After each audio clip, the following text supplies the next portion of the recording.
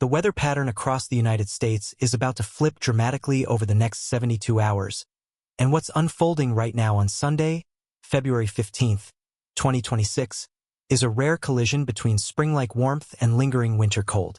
Temperatures across the Central Plains are running 30 to 40 degrees above normal, shattering records and creating a false sense that winter is over.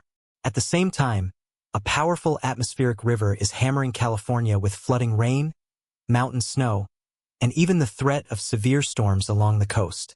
And by Tuesday into Wednesday, these two extremes are going to meet in the middle of the country, triggering a major storm system capable of producing blizzard conditions, ice, and severe thunderstorms across thousands of miles. This is a multi-hazard event, and no matter where you live, the next 3 days are going to demand your attention. Right now, at this very moment, the temperature map across the central United States looks absolutely insane for mid-February. We're not talking about a mild warm-up. We're talking about a full-blown heat surge that has transported springtime temperatures into regions that should still be dealing with snowpack and frozen ground. The numbers are staggering. Sioux Falls, South Dakota recorded 58 degrees on Saturday, which is the kind of reading you'd expect in mid-April, not the middle of winter. Today, Sunday, they're tracking towards 60 degrees, and when you consider that the normal high for Sioux Falls on February 15th is 28 degrees, we're looking at a 32-degree temperature anomaly. Minneapolis hit 54 degrees yesterday, and the Twin Cities are forecast to potentially challenge the daily record high on Monday as temperatures surge into the upper 50s under sunny skies and strong southerly winds. This is a city that averages a high of 27 degrees this time of year. The snow that was on the ground a week ago has completely melted. People are running and biking in shorts, and the entire psychological feel of the season has shifted even though we're still 6 weeks away from the spring equinox. The warm air dome extends across the entire Central Plains like a massive heat bubble. Omaha reached 61 degrees on Saturday. Des Moines hit 59. Kansas City topped out at 63. Wichita, Kansas soared to 71 degrees, which is not just above normal, it's 15 to 20 degrees warmer than what you'd typically see in late March. The source of this heat is a powerful ridge of high pressure that has allowed Gulf of Mexico air to surge northward unimpeded. And when you combine that tropical moisture with strong southerly winds and clear skies, temperatures respond aggressively. This isn't a subtle warm-up. This is a meteorological shock to the system. Now shift south into Texas and Oklahoma, and the warmth becomes even more extreme. Oklahoma City recorded 76 degrees on Saturday, and they're looking at mid to upper 70s again today. Amarillo, which sits on the high plains of the Texas Panhandle at an elevation of 3,600 feet, hit 71 degrees yesterday and is forecast to reach 73 today, which would shatter the existing daily record of 67 degrees set back in 1982. Dallas-Fort Worth has been locked in the mid to upper 70s for 3 consecutive days. San Antonio pushed into the low 80s. The warm air mass has expanded eastward into Louisiana, Arkansas, Mississippi, Tennessee, Alabama, and Georgia, creating a continent-wide zone of unseasonable warmth. New Orleans hit 79 degrees. Memphis reached 76. Birmingham, Alabama recorded 78. Atlanta is forecast to hit 76 degrees today with overnight lows only dropping into the mid-50s, which means the diurnal temperature range feels more like May than February. Florida is fully immersed in this pattern with Tampa hitting 83 degrees, Orlando reaching 82, and Miami topping out at 84.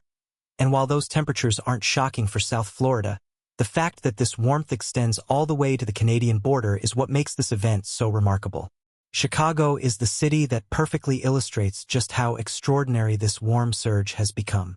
The Windy City hit 53 degrees on Saturday, and forecast models are now suggesting that Monday could see temperatures approach or exceed 60 degrees, which would break the daily record of 59 set in 1921. That's a record that has stood for over a century, and it's about to fall because of this atmospheric setup. Milwaukee is in a similar situation with temperatures forecast to reach the upper 50s. Green Bay could hit the mid-50s. These are cities that should be dealing with lake-effect snow, frozen harbors, and wind chills below zero this time of year. And instead residents are opening windows, sitting on patios, and wondering if winter is actually over. But meteorologists know the truth. This false spring is about to end violently. The reason we keep calling this a false spring is because of what's lurking to the north. Canadian air, while not brutally cold by January standards, is sagging southward across the prairie provinces and into Montana and North Dakota, and this cooler air mass represents the northern boundary of the warm sector. The temperature gradient, the change in temperature over distance, is becoming incredibly tight across the northern plains, and that gradient is meteorological fuel. When you have warm, moist, unstable air to the south and cooler, denser air to the north, and you add wind shear and upper-level dynamics, you create the perfect environment for rapid storm development. That's exactly what's going to happen Tuesday morning as a surface low-pressure system organizes along the frontal boundary and begins to explosively deepen as it tracks from the Central Plains into the upper Midwest and Great Lakes. The northern and western flank of this storm system is going to produce significant to potentially crippling snowfall. North Dakota is first in line. Heavy snow is going to overspread the state Tuesday morning and continue through Wednesday, and we're not talking about a few inches of light, fluffy snow. Forecast models are consistently showing 8 to 14 inches of accumulation across central and eastern North Dakota, with the highest totals likely along and north of Interstate 94 from Bismarck through Fargo. Strong winds gusting to 40 or 50 miles per hour are going to accompany this snow, which means blizzard conditions with near-zero visibility are likely during the height of the storm Tuesday afternoon and evening. Travel is going to become impossible across large sections of the state. If you live in North Dakota or have plans to drive through the region Tuesday or Wednesday, you need to reconsider or prepare for the very real possibility of being stranded. Minnesota is going to get hit hard as well, particularly across the northern third of the state. Duluth and the Iron Range could see 10 to 15 inches of snow with this system as heavy banding sets up Tuesday night into Wednesday morning. The Twin Cities are in a tricky spot because they're right on that thermal boundary between rain and snow. Early Tuesday, Minneapolis and St. Paul will likely see rain as warm air dominates. But as the low pressure passes and cold air wraps in behind the system Tuesday night, there could be a quick changeover to heavy snow before the system pulls away. Accumulations in the metro could range anywhere from 2 to 6 inches depending on the exact timing of that changeover, which is a huge spread and reflects the uncertainty that comes with marginal temperature scenarios. One thing is certain: the temperature is going to crash. Monday's high near 60 could be followed by a Wednesday morning low in the teens with a stiff northwest wind, making it feel like single digits. That's a 40 to 50 degree temperature swing in less than 48 hours. Northern Wisconsin is squarely in the heavy snow zone. Areas from Eau Claire northward through Wausau and into the Northwoods could see 6 to 12 inches of snow with locally higher amounts where lake-enhanced bands set up off Lake Superior. The combination of heavy wet snow and strong winds is going to bring down tree limbs and power lines, and power outages are a legitimate concern across the region. The Upper Peninsula of Michigan faces perhaps the most dangerous aspect of this entire storm system, and that's the ice. As warm air overrides cold air trapped at the surface, a layer of above-freezing air aloft is going to cause snow to melt into rain as it falls, but when those raindrops hit the below-freezing ground, they're going to freeze on contact. This is classic freezing rain setup, and even small amounts of ice accumulation are incredibly dangerous. Roads become skating rinks. Power lines snap under the weight. Trees lose major limbs. Forecasters are concerned about a significant icing event across the UP Tuesday night into Wednesday morning, with ice accumulations potentially reaching 1/4 to 1/2 inch in the hardest hit areas. That might not sound like much, but a 1/2 inch of ice accumulation is catastrophic. It brings down entire sections of the power grid. Travel becomes absolutely impossible. This is the kind of winter weather event that people talk about for years. Now let's talk about the southern side of the storm system, because while the north deals with snow and ice, the warm sector is going to become a severe weather battleground. The setup is actually fairly classic for early spring severe weather, except we're still in mid-February. You have temperatures surging into the 60s and 70s ahead of the cold front. You have strong southerly winds in the low levels bringing Gulf moisture northward, increasing dew points into the 50s and even lower 60s in some areas. You have a powerful upper-level jet streak moving through, providing divergence aloft that encourages upward motion. And you have significant wind shear, meaning the wind speed and direction changes dramatically with height, which allows thunderstorms to rotate. Put all those ingredients together, and you have a severe weather event. The Storm Prediction Center is going to be monitoring this closely, and enhanced or even moderate risk areas are possible for portions of Iowa, Illinois, Wisconsin, Michigan, Indiana, Ohio, and Kentucky Tuesday night into early Wednesday.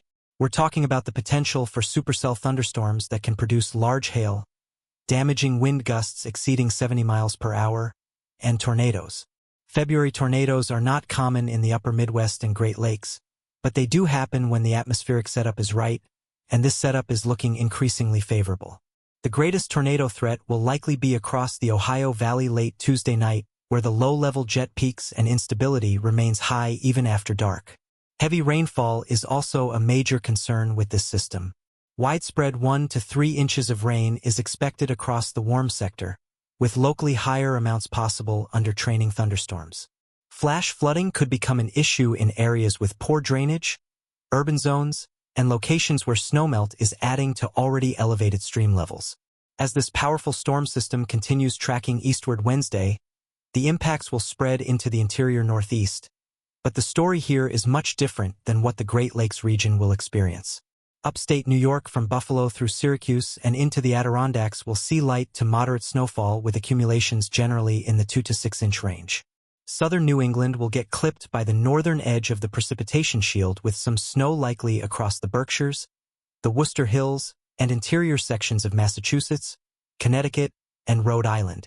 However, and this is critical for the tens of millions of people living in the major metropolitan corridor, cities like Boston, New York City, Philadelphia, and Washington, D.C. are not expecting significant winter weather impacts from this system. The storm track is too far north and west to bring meaningful precipitation to the I-95 corridor. Boston might see some snow showers Wednesday with minor accumulation, but we're not talking about a plow-worthy event. The bulk of the heavy precipitation, whether snow or rain, is going to remain focused from the Great Lakes westward, and that's where the most significant travel disruptions and weather impacts will occur. Now we need to talk about what's happening on the complete opposite side of the country, because while the central United States is gearing up for this midweek storm system, California is dealing with a dangerous and ongoing weather crisis that's unfolding right now. A potent atmospheric river, one of the strongest of the season, has made landfall along the California coast and is going to continue pounding the state through Monday and into early Tuesday. Atmospheric rivers are essentially rivers of moisture in the sky, narrow bands of concentrated water vapor that originate in the tropical Pacific and transport enormous amounts of moisture toward the west coast. When these systems make landfall, they produce intense rainfall rates that can overwhelm drainage systems, cause rivers to flood, trigger debris flows, and create life-threatening conditions. The rainfall totals with this event are going to be substantial. Coastal areas from Mendocino County south through the San Francisco Bay Area and into the Central Coast are looking at widespread 4 to 8 inches of rain through Monday night. The Santa Cruz Mountains, the Diablo Range, and other orographically favored locations where the moisture is forced upward over terrain could see isolated totals approaching 10 to 12 inches. That is a tremendous amount of rain in a short period of time, and the primary concern is flash flooding. Urban areas with storm drain systems can be overwhelmed. Creeks and streams that are normally dry can become raging torrents within hours. But the most acute danger is in areas that have been burned by wildfires in recent years. The Dixie Fire Scar, the Caldor Fire Scar, the KNP Complex Fire Scar, and numerous other burn areas across northern and central California have lost the vegetation and soil structure that normally absorbs and slows rainfall. When heavy rain falls on these burn scars, the water doesn't soak in. It runs off immediately, picking up soil, rocks, and debris as it goes, creating fast-moving debris flows that can bury roads, damage homes, and trap people. Evacuation orders have been issued for several communities near burn scars, and residents need to take these warnings seriously. This is not a drill. Debris flows kill people, and they happen faster than most people realize. Above 6,000 feet elevation, this atmospheric river is translating into an enormous mountain snowstorm. The Sierra Nevada is going to absolutely cash in on this system. Mammoth Mountain, which sits at an elevation of 9,200 feet at the main lodge, could see storm totals approaching or exceeding 4 feet of new snow. Kirkwood, Heavenly, Palisades Tahoe, and other major resorts are looking at similar numbers with snow totals of 30 to 48 inches possible at the higher elevations. This is phenomenal news for the snowpack and for water resources downstream, but it's terrible news for anyone trying to travel across the mountains. Interstate 80 over Donner Summit and Highway 50 over Echo Summit, the two main routes connecting Northern California with Nevada, are going to be extremely dangerous or completely impassable at times through Monday night. Chain requirements will be in effect. Whiteout conditions are likely during the heaviest snow bands. Avalanche danger is going to be elevated across the backcountry. Travel delays of many hours are possible, and road closures are likely. If you don't absolutely have to cross the Sierra during this event, don't. If you do have to travel, make sure your vehicle is equipped with chains, you have extra food and water, your gas tank is full, and you're prepared for the possibility of being stuck in traffic or even stranded for an extended period. But here's where this California storm becomes truly unusual and frankly quite dangerous in a way that most California residents are not accustomed to. There is an actual severe weather setup developing along the coast, particularly across Southern California, and this is something that happens maybe once or twice per year in this region. The Storm Prediction Center, which normally focuses its attention on the Great Plains and the Southeast, has issued a marginal risk of severe weather for portions of coastal Los Angeles, Orange, San Diego, and Ventura counties for Sunday into Monday. The atmospheric dynamics with this system are creating a very strong low-level jet, essentially a narrow corridor of high-speed winds just above the surface, and that combined with strong wind shear and instability is going to support the development of rotating thunderstorms. In the marine environment, these rotating storms produce waterspouts, and several waterspouts have already been reported off the coast. The danger is when these waterspouts move onshore and become tornadoes. Tornadoes in Southern California are rare, occurring maybe a handful of times per year, and when they do happen, they catch the population off guard because tornado awareness and preparedness are not part of the regional culture the way they are in the Midwest and Southeast.